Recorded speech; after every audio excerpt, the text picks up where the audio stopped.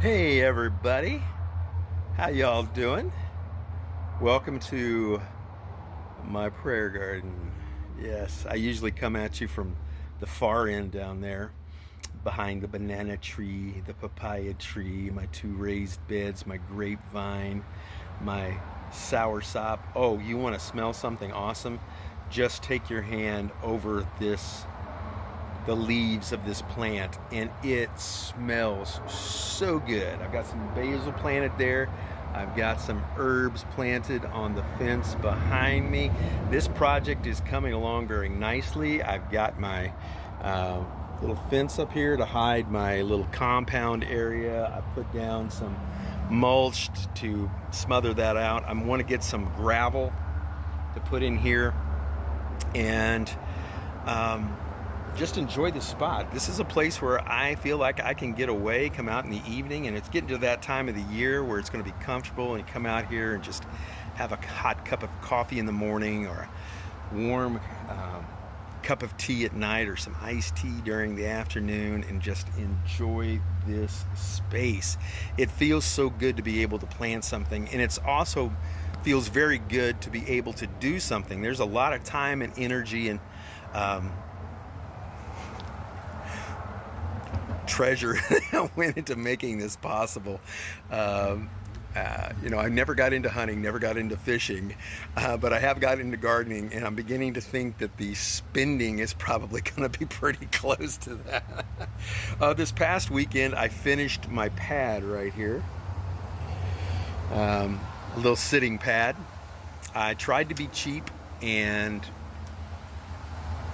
put the pads down on top of the dirt and sit on them, and it just wasn't working. And I moved them around and tried to dig under them and tried to get it to look normal, and it wasn't happening. And so I worked at that off and on for a few weeks, and a couple of weeks ago I came out here and was out here for 4 hours trying to level these pavers, because number one, I was cheap, and number two, I was looking for a hack. I didn't want to have to stop and do it the right way. But after spending 4 hours out here, I should have just done it the correct way. And so I got online, and thank God for YouTube. I learned how to do this kind of thing by watching the video. I dug down a few inches, I put down the base, I put down the leveling sand, I put in the pads, I put in the little blocks around the edge for decoration, and it went so well. I'm not a handy guy, and I don't think a man should use that as an excuse for not trying to tackle a project. That's what I did here. A lot of these projects I tackled, yeah, sure, they probably would have looked a lot better if a professional had done them, but this is something I've done myself, and I feel good about it, and I learned a lot doing this. So, I mean, if you're the kind of guy that panics on how to change the guts out on a toilet, you need to do something manly, bro. You need to learn to do something manly. Quit hiding behind that, I'm just not handy.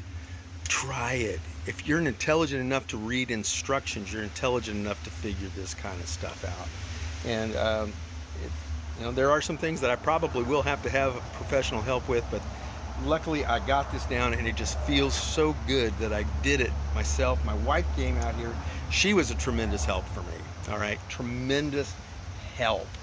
Her dad was one of these guys that could build anything, fix anything. You gave him an old tractor that hadn't run in 30 years. He takes it out, he gets that thing cranked over, he gets it running, and he uses it for years after that. I mean, the guy he just had this knack of fixing things, figuring things out and fixing them. So when I get out here and I do this stuff, I'm always asking, Lord, my father-in-law's went on to be with the Lord. I said, Lord, could I borrow Henry for a little while to help me with this? I need some of his help.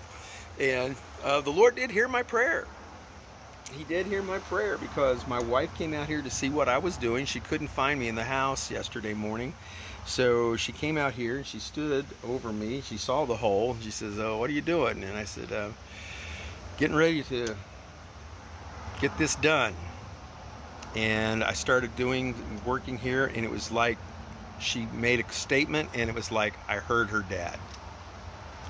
because she grew up, around that. She grew up with her dad and watching him fix things. And there are times when I feel like that gene just kicks in. And she was a tremendous help. She didn't help me out with the physical part of it, but she did help me out with eyeballing everything, making sure it was straight and level, and help it be out tremendously. Made sure I had water because it was hot out here and I was getting dehydrated. And if you are a cardiac patient, you don't want to get dehydrated. The heat was enough, and I still got a lot of cleanup I have to do. I have a big pile of dirt I have to get over here, but it's on those type of projects I can only do so much at a time before the ticker lets me know, hey, it's time to take a break. So she was there, she helped me, we got it done, and we are just excited about this, turning this into a place where we can come and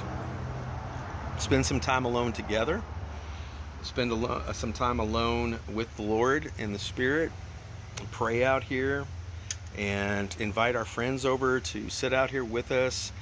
We're coming up in that time of year here in Florida where the evenings will be very cool, and I am looking forward to that. That's why we have this out here. We've got some solar lights out here that we've put up, and I've got some other projects that we're going to be doing out here eventually. But it's a nice little place that we built, And if you're ever in this area, my friends, if you're ever by the house, come by, stop by, drop in, and let me take you through a tour of this. I believe that everyone should have a sacred spot where they meet God. Mine is out here when the weather's permitting. I do have a spot in the house in a particular corner of the sofa, particular time of the morning. I don't come out here until usually after the sun is up.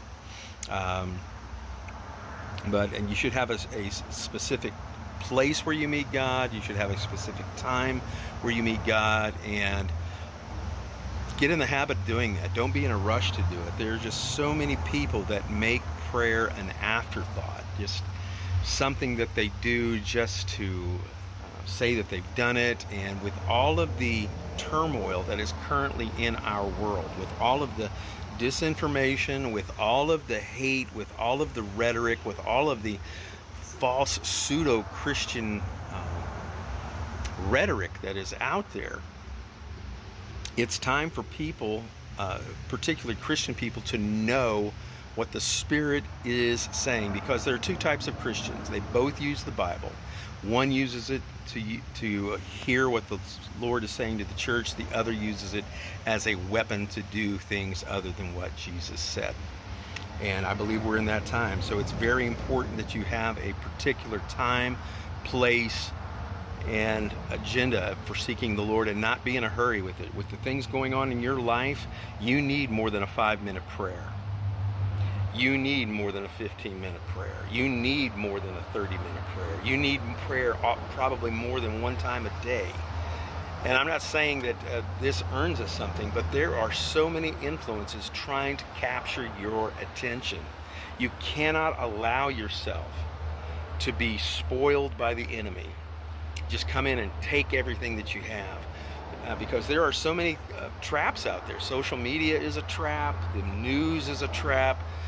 People that you run with are traps. Family can even be a trap. So it's important that you know what the Spirit is saying, and the only way that you can do that is by spending regular amounts of time with the Lord, allowing God to speak with you, allowing God to speak through you, letting the Word speak to you, incorporating practices of prayer, meditation, contemplation, lectio divina, scripture reading every day, service in your community, doing things that will help build you up spiritually. Paul tells us to build up our most precious faith, to be strong in the Lord. So this requires more than just a couple of minutes of lip service prayer. And in this day of nominal Christianity, that's people that are pretty much just Christian in name only, it is imperative for you to be one of those type of people that gets in and just talks to the Lord and has that spiritual breakthrough every single morning. Well, God bless you. Got to get back at it. You all have a wonderful day.